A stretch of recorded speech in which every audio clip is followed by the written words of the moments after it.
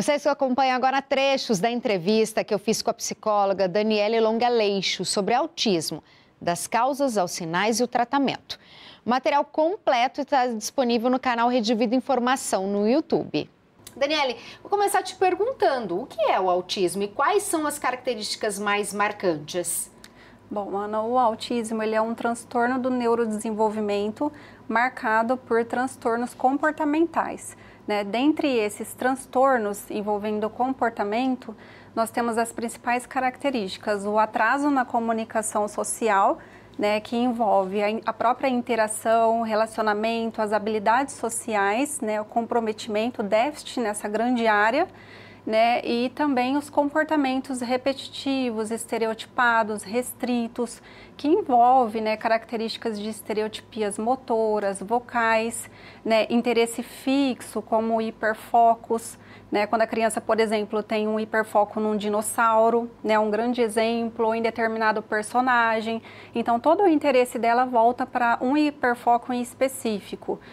A brincadeira tende a ser curta ou repetitiva, ou até mesmo com falta de interesse nessa área de brincadeiras. Então, a criança ela tem dificuldade em se relacionar com o outro, ou até mesmo para brincar, compartilhado, atenção conjunta, o contato visual muitas vezes também é comprometido, Então, todas essas características são importantes e relevantes dentro do espectro do autismo.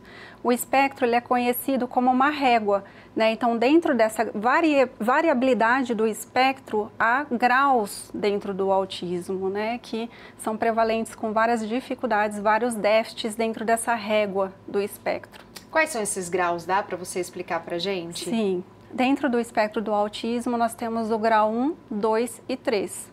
E dentro desses graus, nós vamos compreender os níveis de suporte que essa criança vai necessitar. Então, o grau 1, essa criança ela precisa de um leve suporte. O grau 2, um apoio substancial. E o grau 3, um apoio muito substancial, então ela precisa de muito suporte. Esse suporte, por exemplo, ele é compreendido dentro de vários contextos. Então, por exemplo, a escola, essa criança, por exemplo, ela vai precisar de um mediador escolar, de um suporte maior na escola. O grau 2, grau 3, por exemplo, também vai vir com dificuldades na fala, na própria linguagem, o comprometimento de fala, às vezes uma fala ausente ou muito precária, pobre, empobrecido. Então, graus 2 e 3, a criança ela é mais comprometida. Eu digo criança porque a gente trabalha com idade precoce, mas compreende adolescentes ou até mesmo adultos. Você falou que trabalha com criança, idade precoce. Esse alerta para os pais que estão vendo a gente, você já começou falando de algumas características, Como, por exemplo, a criança só gostar do dinossauro, ter alguns movimentos repetitivos. Mas tem outros indícios, Daniele, para quem está assistindo a gente, os pais, também médicos, que pode ser um alerta e falar, nossa, preciso pesquisar mais a fundo para saber se meu filho tem ou não autismo. Sim, desde bebê nós já conseguimos identificar alguns sinais bem relevantes do transtorno do espectro do autismo. Por exemplo, o bebê durante a amamentação, ele tem a dificuldade para olhar ou ele não faz o contato visual com a mãe.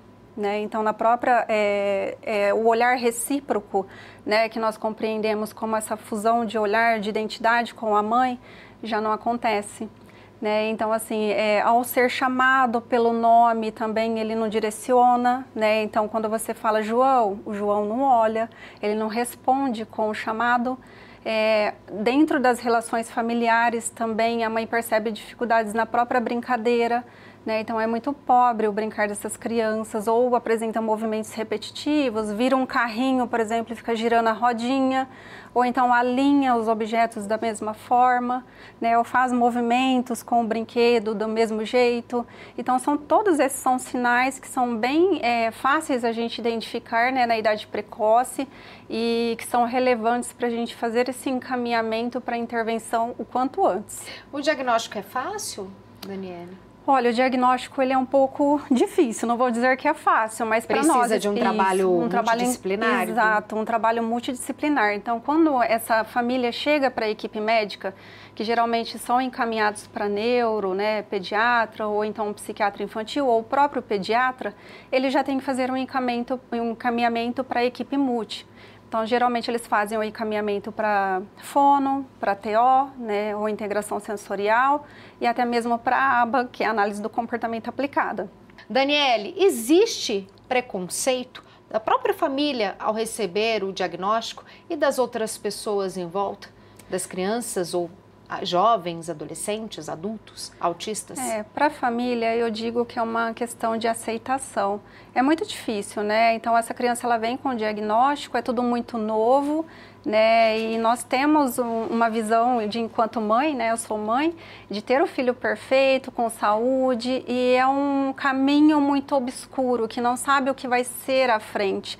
Então, essa condição de aceitação, eu acho que é o mais difícil, né? E nós temos que trabalhar essa vulnerabilidade dentro das famílias. O nosso atendimento, ele é compassivo, então nós temos que trabalhar a escuta ativa junto às famílias, acolhê-los, né? Para melhorar também o padrão de vida dessas famílias, porque junto vem o estresse, vem vulnerabilidade, né? Vem um conjunto de coisas e situações que também impactam na qualidade de vida dessa família. E para ao redor, né, a sociedade também. Tem a questão do bullying, quando chega numa fase pré-escolar, né, e que os profissionais, hoje em dia, profissionais da saúde e educação, tendem a trabalhar esses recursos para também melhorar a qualidade de vida dessas crianças com diagnóstico.